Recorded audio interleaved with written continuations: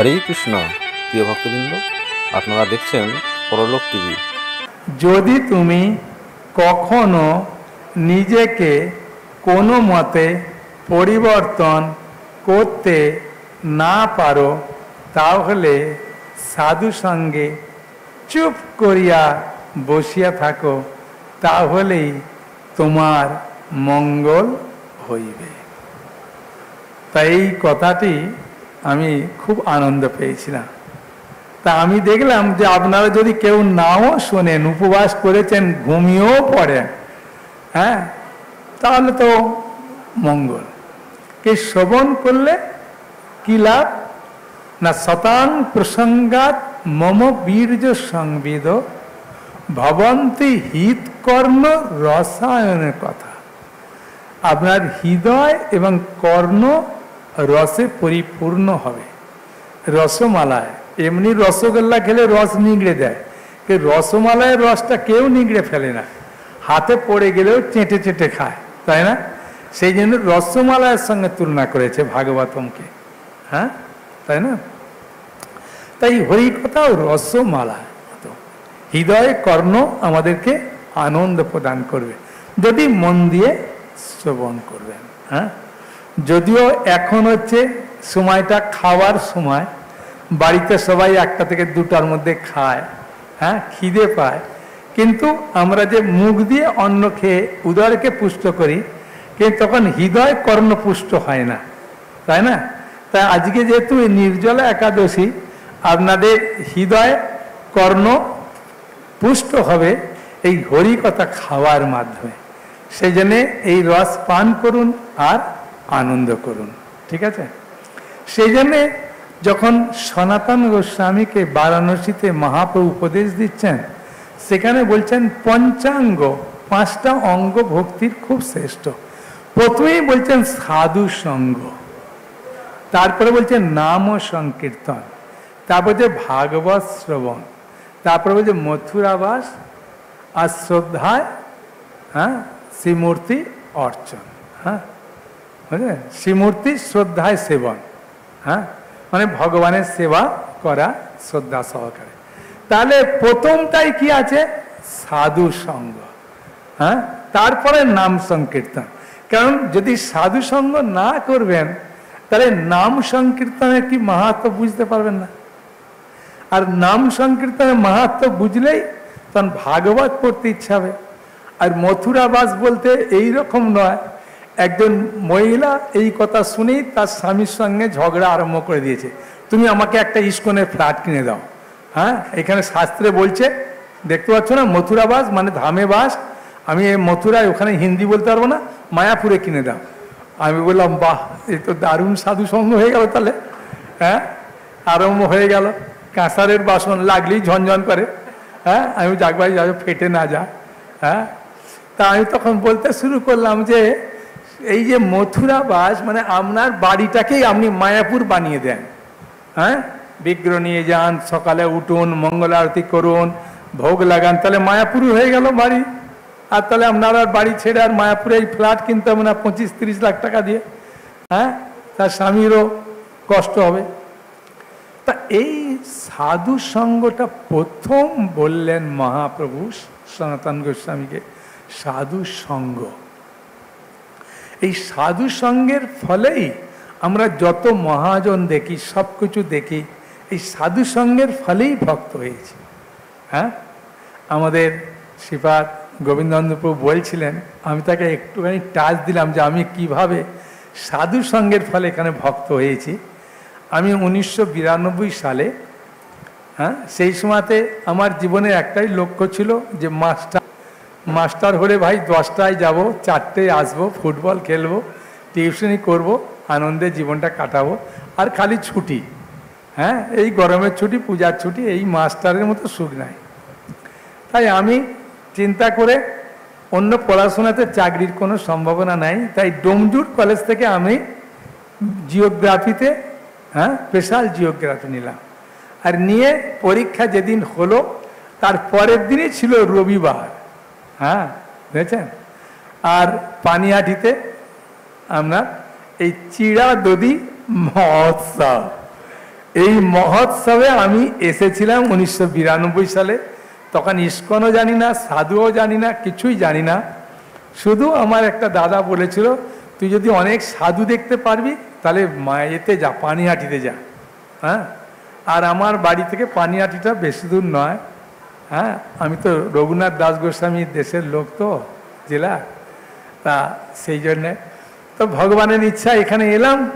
আসার পরে একটা ইয়াং সাধুকে, ওর আগের দিন বৃষ্টি হয়েছিল, সবাই দেখছি প্রণাম করছে, আর আমি দেখছি ভাই এই প্যান্টটা নতুন কিনে পরে নিয়ে এলাম, এইটাই কাদা লাগাবো, সেই না আমি আর মাথা নিচু করে প্রণাম করছি না, হাত জোর করে। আমি যে এই প্যান্টটা কাঁধে লাগাবো, মাথা খারাপ। দেখছি মাতাজিরা সব নতুন শাড়ি টাড়ি পরে এসে সবাই প্রণাম করছে, এ করছে। আমি কিরে, এই সাধুটার মধ্যে কি আছে তাহলে? হ্যাঁ, ছেলেটার নাম ছিল সনাতন দাস, মেদিনীপুরের বাড়ি, রামায়ণ গান গাইতো। বৃন্দাবনের সনাতন গোস্বামী যে রাধারমন মন্দির, তার পাশে আছে হরিবোল কুটির, সেই হরিবোল কুটিরের সাধু সঙ্গে দেখা। তারপরে দেখি হঠাৎ দেখি একটা কাপড় আড়াল দিয়ে দিল। তখন জানতাম না যে কাপড় আড়াল দেওয়াটা ভোগ লাগানো। তখন দেখছি ভাই কি, তারপরে মেয়েকে একটা গামলা নিয়ে আমার কাছে এসে বলছে প্রসাদ নেন। আমি বলছি দুটো শর্তে প্রসাদ নেব। এক হচ্ছে সেই সময়তে ওই মানে একবার প্রাইভেটে কি করেছিলাম, MA পরীক্ষা দিচ্ছিলাম। আমি দেখছি সার্টিফিকেট আর কোন সালের কে দেখে, যেটা লাগলো সেজন্য ওইখানে তো ভর্তি হওয়ার জন্য এ করেছি, এখানেও করেছি, মানে সব জায়গায়। আমি দেখছি তো 2 নম্বরে কে কি বুঝবে। হ্যাঁ, আমার কেন, আমার স্পেশাল জিওগ্রাফি ছিল, আমি BA অনার্সে পাস করার পরে তারপর জিওগ্রাফি নিতে গেছি। হ্যাঁ, সেই জন্যে আমি দেখছি MA তাহলে ওটাকে করি, এটা করি, সব দিকে করতে গিয়ে তখন ভগবানের ইচ্ছা আমি ওকে বলছি আমি যাতে MA পাস করতে পারি, নাহলে আমি একটা মাস্টারি চাকরি পেতে পারি, আশীর্বাদ করে দেন। ঠিক আছে, আমি জিওগ্রাফিও করেছি। তখন বলছে চাকরি করে কি হবে, আমি যা প্রশ্ন করে সব হেরে যাই। তখন আমি চিন্তা করলাম, কি রে, সাধুটার কাছে আমি সব প্রশ্নের উত্তর হেরে যাচ্ছি। হ্যাঁ, ওই এরম করে নিয়ে দাঁড়িয়ে আছে আর আমি হাতটা পেতে আছি। পরে জানলাম এটা কি বলে অথাত ব্রহ্ম জিজ্ঞাসা। হ্যাঁ, তারপরে ভগবানের ইচ্ছা মায়াপুরে জয়েন করলাম। এরও আবার সুন্দর কাহিনী, সেই সব কাহিনী বলছি না। মূল কথা বলার অর্থ হচ্ছে যে সাধু সঙ্গের ফলেই একমাত্র একজন ভক্ত হতে পারে। হ্যাঁ, সেই জন্য বলছে সাধু সঙ্গ সর্বশাস্ত্রে কয়, লবমাত্র সাধু সঙ্গে সর্বসিদ্ধি হয়। লব মানে, গুরু মহারাজের একটা ক্লাস শুনছিলাম যে 1 সেকেন্ডের 11 ভাগ নাকি, তাই না? 1 সেকেন্ডের 11 ভাগ হচ্ছে লব, মানে কতটা ক্ষণিকের মধ্যে সাধু সঙ্গ যদি করে তাহলে হয়ে যায়। এখন এই সাধু সঙ্গ জ্ঞাতসারে হতে পারে, অজ্ঞাতসারেও হতে পারে। তাই না?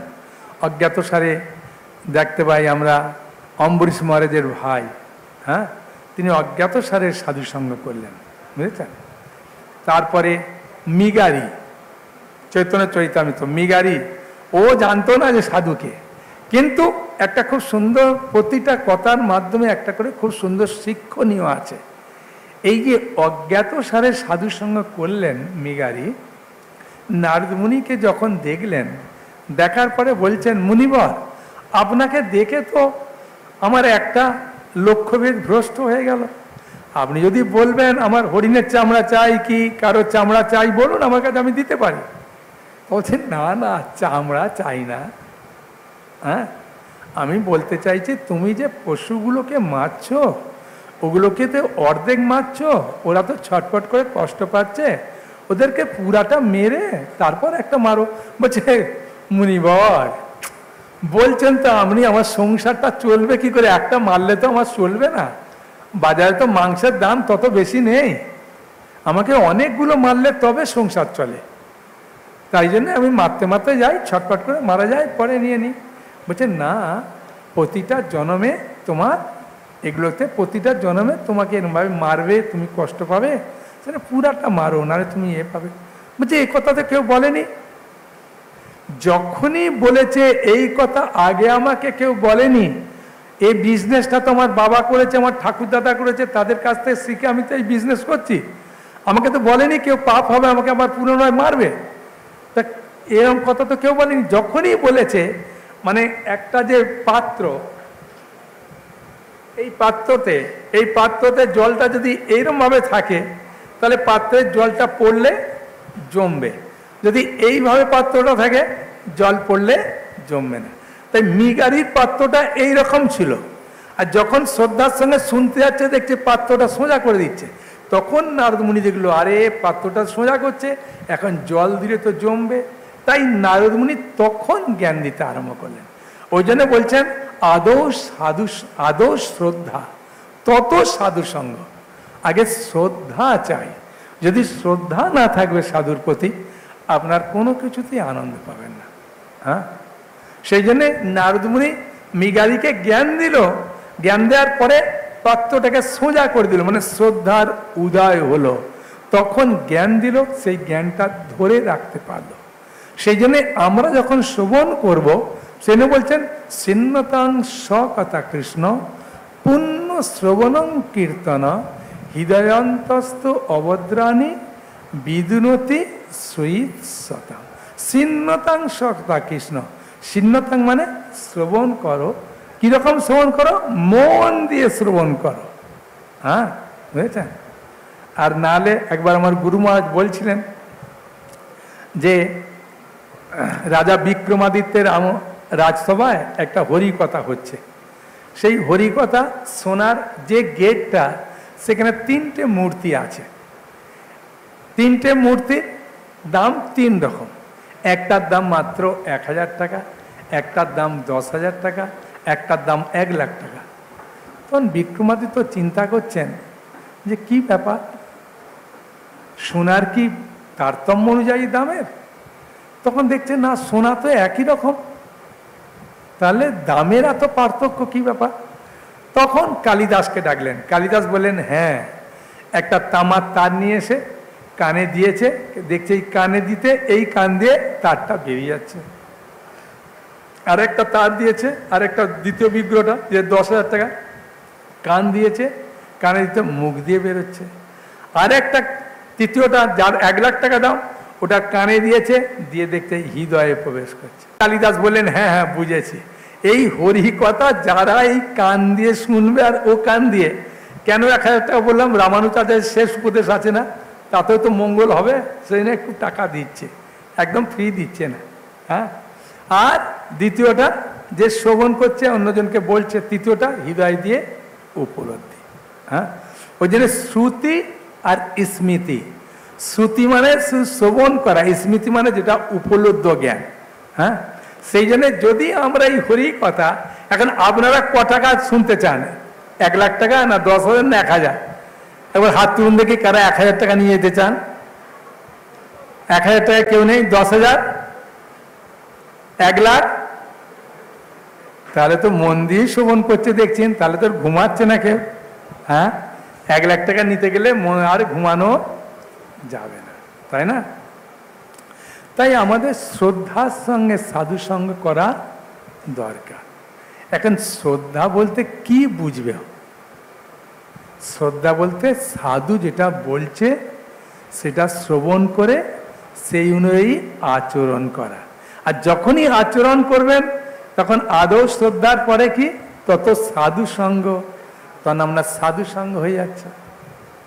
হ্যাঁ, সেই জন্যে সাধুর কাছ থেকে যেটা শ্রবণ করবেন সেই জন্য নোট নিতে হয়, খাতায় লিখতে হয়।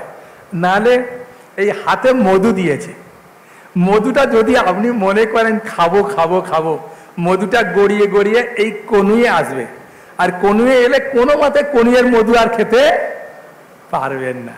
হ্যাঁ, তাই হাতের মধু দিয়েছে মানে আপনি সঙ্গে সঙ্গে খান, গ্রহণ করুন, আর নাহলে কোনো পাত্রে রাখুন। এই নোট লেখা মানে কোনো পাত্রে রেখে দেওয়া। হ্যাঁ, বুঝেছেন? গরু যখন খায়, খাওয়ার পরে কি করে? জাবর কাটে না? তাই এই নোটটা আপনাকে জাবর কাটাবে। হ্যাঁ, খুব আনন্দ দেয়। ও খুব সুন্দর কথা তো ভুলে গেছিলাম, এটা এখন একটু দেখে নিই। হ্যাঁ, সেই জন্যে এই নোটটা খুব গুরুত্বপূর্ণ। সেখানে সাধু সঙ্গ। এখন মনে প্রশ্ন আসবে, প্রভু সাধু কাকে বলে? মনে প্রশ্ন আসবে কি না? হ্যাঁ, সাধু কাকে বলে? না, শ্রীশ্রীমৎ সুবক স্বামী গুরু মহারাজ বলছেন, সাধু কাকে বলে? যার সৎ বস্তুতে আসক্তি আছে, ওই হচ্ছে সাধু। তাহলে সৎ বস্তুটা কি? সৎ বস্তুটা হচ্ছে নিত্য। ভগবানকে বলা হয় সৎ চিৎ আনন্দময়। সৎ মানে নিত্য, চিৎ মানে জ্ঞানময়, আনন্দ হচ্ছে আনন্দময়।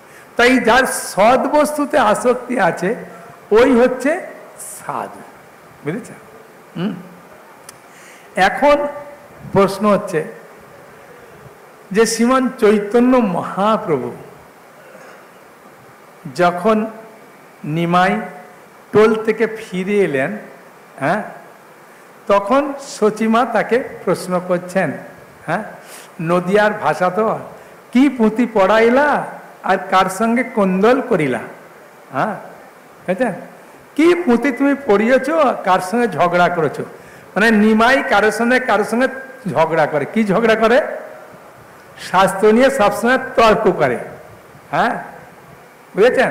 সবসময়ের জন্য বিভিন্ন জায়গা দিয়ে, এমনকি গঙ্গা পার হয়ে গিয়ে কখনো কখনো নবদ্বীপ কারোর সঙ্গে গিয়ে এই এটা বলতো দেখি বলে তর্ক করে আসে। হ্যাঁ, সে যে নিমাইকে দেখলে সবাই ভয়, এই নিমাই আসছে রে ভাই, এক্ষুনি তর্ক করবে, হেরে যাবো, পালিয়ে যাবো, লজ্জা তো পালিয়েছ, পালিয়ে যেত। তাই মা জিজ্ঞাসা করছেন। কিন্তু ভালো কথা শুনুন, হ্যাঁ, আমি যখন পড়ছিলাম তখন দেখলাম সচিমা কাজ যখন টোল থেকে ফিরে এলো, তখন সচিমা বলছে, বাবা তাড়াতাড়ি যা।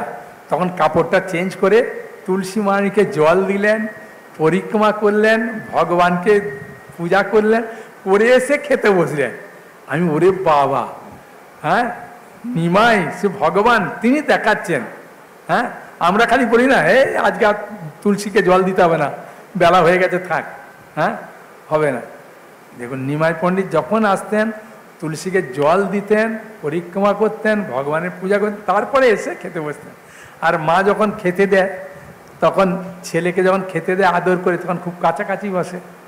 তাই কাছে বসেছে, আর বসে মা প্রভু জিজ্ঞাসা করছেন, হ্যাঁ, সচিমা, হ্যাঁ, এখানে একটু অন্যরকম ভাষা আছে। সচিমা যখন জিজ্ঞাসা করছিলেন, আমি দেখছিলাম,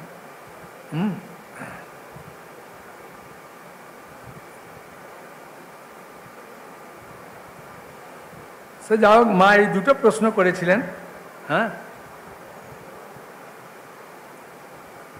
আর প্রশ্ন করতে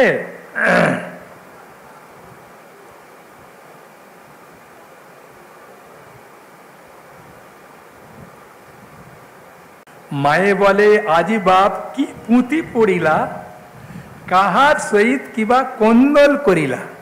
বুঝেছেন? হ্যাঁ, আমি একটু অন্যরকম বলছিলাম তো, ওই জন্য একটু মিলিয়ে দিলাম। মায়ে বলে, আজি বাপ কি পুঁথি পড়িলা, কাহার সহিত কিবা কোন্দল করিলা? তখন সচিমাকে বলছেন, মা আজকে মাতৃ গর্ভে যখন জীব অবস্থান করে তার কি গতি, সেই নিয়ে আলোচনা করলাম। হ্যাঁ, তখন সচিমা শুনতে আনন্দ পাবে। আপনারা শুনতে আনন্দ পাচ্ছেন কি পাচ্ছেন না? হ্যাঁ, মায়ের গর্ভে ছিলাম, তখন ভগবানের সঙ্গে কিরকম কথাবার্তা বলেছি, হ্যাঁ, সেগুলো তো আমাদের কারো মনে নেই, তাই না? এখন সেই কথাগুলো শুনতে ইচ্ছা হবে কি হবে না? হ্যাঁ, না অন্য কথা বলবো? তাই এটা বলবো? তাহলে এটাই বলি।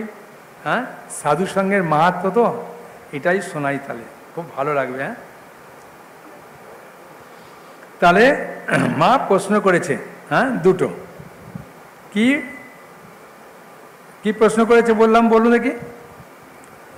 কি পুঁথি পড়াইলা আর কার সঙ্গে কোন্দল করিলা? বাহ! তা এখন নিমাই তার মায়ের কাছে বসে যখন মা আর ছেলে কথোপকথন হয়, তখন কতটা মধুর লাগে, তাই না? হ্যাঁ, তাই সচিমা আস্তে আস্তে পরিবেশন করছেন, আর নিমাই আস্তে আস্তে প্রসাদ পাচ্ছে। পেতে পেতে মায়ের সঙ্গে খুব সুন্দরভাবে কথা বলছে। হ্যাঁ, এখন সেই কথাগুলো ওরে যদি বলি তাহলে আরো আনন্দ লাগবে, তাই না? কি বলছেন মায়ের সঙ্গে? শুনো শুনো মাতা কৃষ্ণ ভক্তির প্রভাব, সর্বভাবে করো মাতা কৃষ্ণে অনুরাগ। হ্যাঁ মা শোনো, কৃষ্ণের প্রতি আমাদের অনুরাগ কিভাবে হবে। কৃষ্ণ সেবকের মাথা কবু নাই নাশ, কালো চক্রে ডরায় দেখিয়া কৃষ্ণদাস। যারা কৃষ্ণ ভক্ত তাদের মায়ের কখনো নাশ হয় না। মায়ের গর্ভ তখনই শুদ্ধ হয় যখন এই গর্ভে একজন কৃষ্ণ ভক্তকে ধারণ করে। যখন ভগবান রামচন্দ্র লঙ্কাতে বিভীষণকে সিংহাসনে বসালেন, বসানোর পরে বিভীষণ বলছেন, প্রভু আমার মা একটা ঘরের কপাট বন্ধ করে দিয়ে খুব কান্না করছে। কেন না, আমার মা বলছেন এই গর্ভে আমি রাবণকে ধরেছিলাম, যে রাবণ এত অত্যাচার করলো, এই গর্ভে আমি কুম্ভকর্ণকে ধারণ করেছিলাম বলে কান্না করছে। তখন ভগবান রামচন্দ্র পেছন দিক থেকে এসে মায়ের স্পর্শ করেছে। আর যাই স্পর্শ করেছে, ভগবানের স্পর্শ মানে একবারে। আর আগেকার দিনে মায়েরা তো বুঝতেই পারছেন, পুরো একটা ঘোমটা টানা, তার সঙ্গে সঙ্গে ঘোমটা টেনে দিয়ে লজ্জা পেয়ে গেছে। তখন ভগবান রামচন্দ্র বলছেন, মা, বন্ধুর মা মানে আমারও মা। মা, আপনি যে গর্ভে রাবণকে ধরেছেন, ওই একই গর্ভে কুম্ভকর্ণকে ধারণ করেছেন, আর ওই একই গর্ভে আপনি বিভীষণকে ধারণ করেছেন, যে আমার বন্ধু। মা, আপনার গর্ভ শুদ্ধ হয়ে গেছে। তাই এখানে মহাপ্রভু বলছেন কৃষ্ণ ভক্তের মায়ের কখনো নাশ হয় না। কেন, যে গর্ভে আমার কৃষ্ণ ভক্তকে ধারণ করেছে, সেই মায়ের গর্ভ শুদ্ধ হয়ে যায়। তাই বলছে কৃষ্ণ সেবকের মাথা কবু নাই নাশ, কালো চক্রে ডরায় দেখিয়া কৃষ্ণদাস। গর্ভবাসে যত দুঃখ জন্মে বা মরণে, কৃষ্ণের সেবক মাতা কিছুই না জানে। জগতের পিতা কৃষ্ণ জেনা ভজে বাপ, পিতৃদ্রোহীর পাতকীর জন্ম জন্ম তাপ। জগতের পিতা, এই জন্যে আপনারা যে কৃষ্ণ ভক্তি করছেন, হ্যাঁ, এটা মনে করবেন না যে সাধারণ। এই যে আজকে এখানে এসেছেন, মনে করবেন না যে একদম আমি সাধারণ, আপনার অসাধারণ। কেন, কোটি কোটি জন্মের সৌভাগ্য থাকলে তবে এই হরিকথায় আসতে পারে। ব্রহ্মাণ্ড ভ্রমিতে কোন ভাগ্যবান জীব, গুরু কৃষ্ণ প্রসাদে পায় ভক্তিলতা বীজ। ব্রহ্মাণ্ড ভ্রমণ করতে হতে কোটি কোটি জীবের মধ্যে কোনো একজন আসছে, সবাই আসবে না, বুঝেছেন? হ্যাঁ, সেই জন্য ভগবান কৃষ্ণকে যখন অর্জুন জিজ্ঞাসা করছেন, প্রভু একই জায়গায় যদি একটা শিবের মন্দির থাকে আর একটা আপনার মন্দির থাকে, তাহলে শিবের মন্দিরে যেভাবে লোক আসবে আর জল ঢালবে, আপনার মন্দিরে ছিটকে ছাটকে এসে একটা ধূপ টুপ দেবে প্রভু। তখন ভগবান হাসতে হাসতে বলছে, অর্জুন তোমার কথা মনে নেই, বহুনাং জন্ম নামন্তে জ্ঞানবাং মাং প্রপদ্যতে বাসুদেব সর্বমিতি সমাত্মা সুদুর্লভ। বহু জন্মের পর আমাকে জানতে পারবে, এক জন্মে জানতে পারবে না অর্জুন। তাহলে আপনারা চিন্তা করুন, আপনারা যে এসেছেন সাধু সঙ্গের ফলে, একজনের ফলে আসেননি। হ্যাঁ, তাই চিন্তা করতে হবে, আমি খুব ভাগ্যবান ভাই, আজ পানিহাটিতে এসে হরিকথার আসরে আসছি। শোভন উৎসব, অনেক জায়গায় শোভন উৎসব হচ্ছে না, হ্যাঁ, এইখানে একটা শোভন উৎসব হচ্ছে, একাদশী দিন, একটা বিরাট ভাগ্যবান। আপনাদের মনে করতে হবে, ভাই আমি একটা বহু জন্মে ভাগ্য করেছিলাম রে ভাই, সেই জন্য আমি এখানে এসেছি ভাই, নাহলে তো আসতে পারতাম না। হ্যাঁ, তাহলে আমি মনে হয় আগের জন্মে কিছু একটু ভালো কাজ করেছি। হ্যাঁ, বুঝেছেন? তা এই জন্মে যদি আরেকটু করি, তাহলে পরের জন্মে আমি যদি ভগবানের কাছে নাও যেতে পারি, তাহলে ভগবান বলে দিয়েছে আমার সুচিনাং গৃহে জন্ম দেবে, ব্রাহ্মণ পরিবারে জন্ম দেবে, হ্যাঁ, উচ্চকুলে জন্ম দেবে, তাহলে তোমার লাভ। হ্যাঁ, তাহলে কেন আমি জন্মটা পেয়ে লোকসান করব, তাই না? তাই সবসময় চিন্তা করতে হয় যে আমি এই জন্মটা পেয়েছি, ঠিক কাজ করছি না আমি ঠিক কাজ করছি না, বিচার করতে হবে। হ্যাঁ, সেই জন্য তো বলছেন চৈতন্য চন্দ্রের দয়া করো বিচার, বিচার করিলে পাইবে চমৎকার। যদি বিচার না করি চৈতন্য চন্দ্রের দয়াটা, হ্যাঁ, বিচার না করি, তাহলে আমি চমৎকার পাবো না। আমার জীবনটা নিয়ে যদি আমি বিচার না করি, তাহলে আনন্দ পাবো না, তাই না? সেই জন্য এখানে খুব সুন্দরভাবে বলছেন, চিত্ত দিয়া শুনো মাতা জীবের যে গতি, কৃষ্ণ না ভজিলে পাই যতেক দুর্গতি। কৃষ্ণ ভজনটা যে কত দুর্লভ, বুঝেছেন? নালে কালী কালী শিব শিব বললেও মরার সময় আর কালী কালী শিব শিব বলবে না, কি বলবে? বল হরি। হ্যাঁ, তা সেই জন্যে এই হরিভজনটা কত শ্রেষ্ঠ এখানে মহাপ্রভু বলছেন। মরিয়া মরিয়া পুনঃ পায় গর্ভবাস, সর্বাঙ্গে হয় পূর্ব পাপের প্রকাশ। কটু অম্ল লবণ জননী যত খায়, অঙ্গে গিয়া লাগে তার মহামোহ পায়। সাধারণত এই শাশুড়িমা যখন বলে যে বৌমা তুমি বেশি এরকম খেও না, আরে আগেকার মাতাজ মা তুমি জানো না, এইসব খেলে বাচ্চাটা নড়ে, আমি বুঝতে পারি কোন দিকে কি আছে। হ্যাঁ, বুঝতে পারি। ভাগবতমে খুব সুন্দরভাবে শিক্ষা দিচ্ছে, যদি ডান দিকে থাকে তাহলে জানবেন সন্তান পুত্র, আর যদি বাঁ দিকে সন্তানটা নড়ে তাহলে জানবেন কন্যা সন্তান। এটা আমি বলছি না, ভাগবতম বলছে। তাই বলছেন মাংসময় অঙ্গকৃমি কুলে বেড়ি খায়, গুচাইতে নাই শক্তি মরয় জ্বালায়। নড়িতে না পারে তপ্ত পঞ্জরের মাঝে, তবে প্রাণ রয়ে ভবিতব্যর কাজে। কোনো অতি পাতকীর জন্ম নাই হয়, গর্বে গর্বে হয় পুনঃ উৎপত্তি প্রলয়। শুনো মাতা জীব তত্ত্বের সংস্থান, 7 মাসে জীবের গর্ভেতে হয় জ্ঞান। মানে 7 মাস হয়ে গেলে জ্ঞান হয়। তাহলে প্রহ্লাদ মহারাজকে যে মাতৃগর্ভে জ্ঞান দিয়েছিলেন, তাহলে প্রহ্লাদের বয়স কত ছিল? 7 মাস, কি তার একটু বেশি হতে পারে, কিন্তু 7 মাস পার হয়ে গেছে, তাই না? পার হয়ে গেছে। তখন শেষ মরিয়া করে অনুতাপ, স্তুতি করে কৃষ্ণের ছাড়িয়া ঘনশ্বাস। রক্ষ কৃষ্ণ জগৎ জীবের প্রাণনাথ, তোমা ওই দুঃখ জীব নিবে দিবে কাত। বলছে প্রভু আপনাকে ছাড়া আমার দুঃখের কথা এখন কে বলবো? মাতৃগর্ভে তো শুধুমাত্র পুঁজ রক্তের ভেতরে আছি, আর ওই কৃমি কীটের জ্বালা যন্ত্রণা পাচ্ছি, আর মাথাটা নিচুর দিকে করে পা দুটো উঁচু দিকে করে ভাঁজ করে পড়ে আছি প্রভু। এখন তো কাকয়ে দেখা পাচ্ছি না, আপনাকে পেয়েছি, তাই মনের কথা খুলে বলবো। ভগবান হাসতে হাসতে বলছেন, ও এখন আমাকে বলবে? বলো বলো বলো।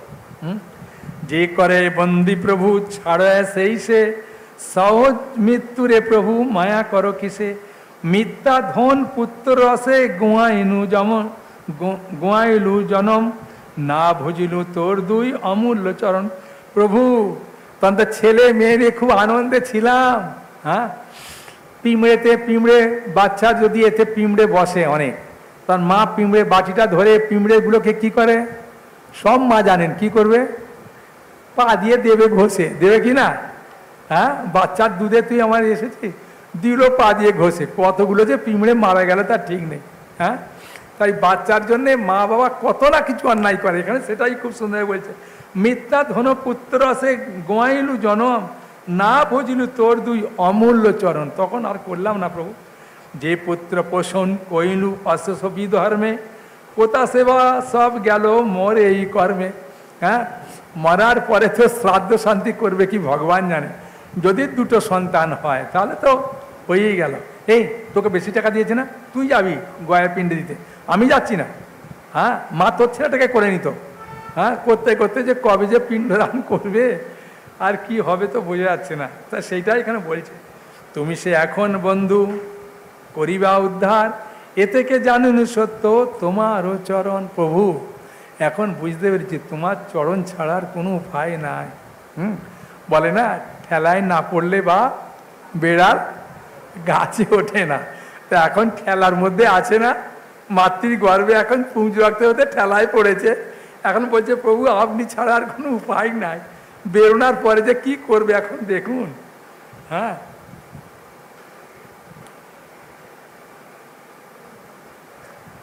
রক্ষ কৃষ্ণ প্রভু কৃষ্ণ তৈ লইনু শরণ, তুমি হেন কল্পতরু ঠাকুর না, তুমি হেন কল্পতরু ঠাকুর ছাড়িয়া, ভুলিলাম অসৎ পথে প্রমত্ত হইয়া।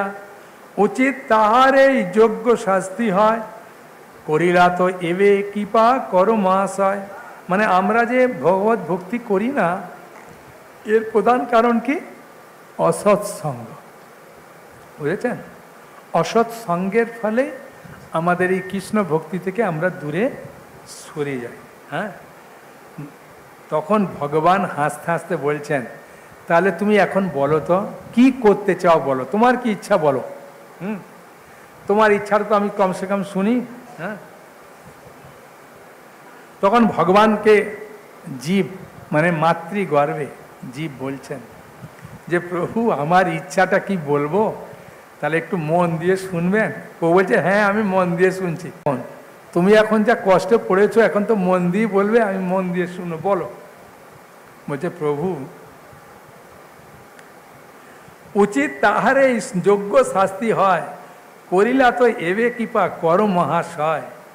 এই কৃপা করো যেন তোমানা পাশরি, যেখানে সেখানে কেনে জন্মি না মরি। প্রভু আমার যেখানে সেখানে যেন জন্ম না হয়।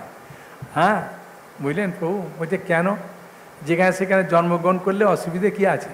বললে অসুবিধাটা কি প্রভু, বলবো খুলে শুনুন আপনি। তখন ভগবানকে জীব খুব আনন্দে বলছেন, হ্যাঁ, যেখানে তোমার নাই যশের প্রচার, যথা নাই বৈষ্ণব জনের অবতার। প্রভু এখন আমি বুঝতে পেরেছি অসৎ সঙ্গটা কেন হয়েছে আর কেন আমার এই মাতৃ জঠরে প্রবেশ করলাম। বলছে বলো তো খুলে। বলছে কি বলছে, ভালো করে শুনুন। হ্যাঁ, যেখানে তোমার নাই যশের প্রচার, মানে যেখানে তোমার হরি কথা গুণকীর্তন হয় না, ওইখানে প্রভু আমি কোনো মতে জন্মগ্রহণ করতে চাই না। তখন ভগবান বলছে হরি কথা হলে কি হবে? প্রভু হরি কথা হলেই তো আপনাকে জানতে পারবো, আপনার চরণটা যে সত্য এটা আমি জানতে পারবো, এই সংসারটা যে মিথ্যা তখন জানতে পারবো। ভগবান বলছেন তাই? বলছে হ্যাঁ প্রভু, সেই কারণেই তো আমি বলছি প্রভু যেখানে সেখানে জন্ম দেবে না, যেখানে আমরা হরি কথা হয় যশের প্রচার হয় ওইখানে দেবেন। বলে ঠিক আছে তাই সেখানে দেবো। আর কি চাও? বলছে প্রভু আর একটা, হ্যাঁ, যথা নাই বৈষ্ণব জনের অবতার, যেখানে বৈষ্ণব নাই প্রভু ওইখানে যেন জন্ম না হয়। বলছে কেন? বলছে প্রভু বৈষ্ণব না হলে আমাকে চেনাবে কে পথটা, আমি তো জানতে পারবো না। হ্যাঁ, ভালো খারাপ জানাবে কে মাস্টার, যদি বৈষ্ণব হয় সাধু হয় ও আমাকে জানাবে। সেই জন্যই সাধু সঙ্গের প্রয়োজন। হ্যাঁ, সাধু সঙ্গের প্রয়োজন কি জন্যে বলুন? আমার প্রকৃত পথটা কি জানাবে। কে জানাবে? সাধু জানাবে, অসাধু জানাবে না। তখন ভগবান বললেন ঠিক আছে, তাহলে যেখানে হরি কথা হয়, যেখানে সাধু আছে সেখানে জন্ম দেব। আর কিছু চাও? হ্যাঁ প্রভু আর একটা চাই। বলছে বলো বলো, তুমি মন খুলে বলো দেখি। তখন মন খুলে বলছেন, কি বলছেন? যেখানে তোমার যাত্রা মহোৎসব নাই, ইন্দ্রলোক হইলেও তাহা নাই চাই। বলে মহোৎসব, এই চিরাদধি মহোৎসব দরকার আছে? জন্মাষ্টমী মহোৎসব, রাধাষ্টমী মহোৎসব, জগন্নাথ রথযাত্রা মহোৎসব? বলছে হ্যাঁ প্রভু, মহোৎসব না হলে সেখানে প্রভু এই তিনটে একসঙ্গে পাবো না। বলে তাই? বলে তাই প্রভু, যদি মহোৎসব হয় সেখানে তো প্রথমে আমি কি পাবো? হরি কথা পাবো, দ্বিতীয়ত হচ্ছে অনেক সাধু পাবো, মনের কথা খুলে প্রশ্ন করব পাবো। আর প্রভু মহোৎসব আর একটা কি হয়? হ্যাঁ, ওরে বাবা আজকে দেখতি একাদশীটা ভালোই পড়েছে, সেরকম মহাপ্রসাদটা আসতেই হলো। হ্যাঁ তাই না? মহাপ্রসাদ, তিনটে একসঙ্গে হবে কোথায় গেলে? মহোৎসবে গেলে। তাই ভগবান শুনে খুব খুশি হলেন। হ্যাঁ, কোনো বাচ্চা যদি তার মায়ের কাছে গিয়ে বলে মা আমি আর কোনোদিনও কোনো পাপ কাজ করব না, কোনো আর তোমাদের কথা ছাড়া আমি অন্য কথা শুনবো না, আর তোমাদের যা খেতে দেবে মা আমি চোখ বুঝে মন হয়ে আমি খাবো, মা খুশি হবে কি হবে না? হ্যাঁ, যে কোনো দুষ্টু ছেলে হোক মা খুশি হবে কি না? খুব আনন্দ পাবে, বাবা আমার ছেলে আজকে কি বলছে রে। তাই ভগবানের কাছে জীব এই তিনটে। তখন মহাপ্রভু বলছেন মা আমি কিন্তু তোমাকে এসব মন গড়া কথা বলছি না। লোকেরা বলে নিমাই এই দেখ কাঁঠাল গাছকে আম গাছ বানিয়ে দেয়, আর আম গাছকে কাঁঠাল বানিয়ে দেয়, কাঁঠাল গাছ। হ্যাঁ কি রে, আমি বললাম এটা কাঁঠাল গাছ, বোঝে না এটা আম গাছ। ওই তাহলে তুমি কাঁঠাল দেখাও, দেখাতে পারি না, ও আম দেখিয়ে দেয়। তো মা আমি তোমাকে এই রকম বলছি না, শাস্ত্রে আছে। বলছে বাবা কোথায় আছে? বলছে মা পঞ্চম স্কন্ধ ভাগবতম, যারা পঞ্চম স্কন্ধ আছে তারা তো খুঁজে পাবেন, আর যারা নাই তারা কোথায় পাবেন? তাহলে পানিহাটি থেকে বুকিং করতে হবে তাহলে, তাই না? এই ভাগবত নিতে গেলে তবে তো শ্লোকটা খুঁজবেন।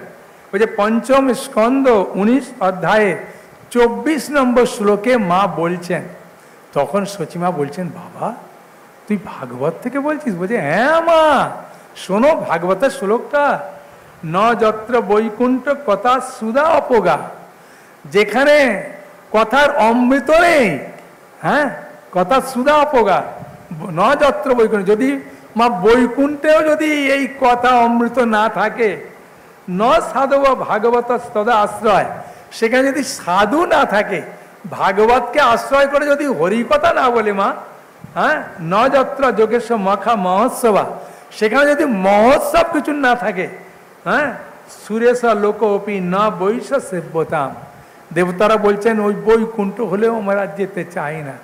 দেখুন দেবতার লোকেরা প্রার্থনা করছে, যারা স্বর্গে থাকে, হ্যাঁ আর আমরা মারা গেলে কি বলি?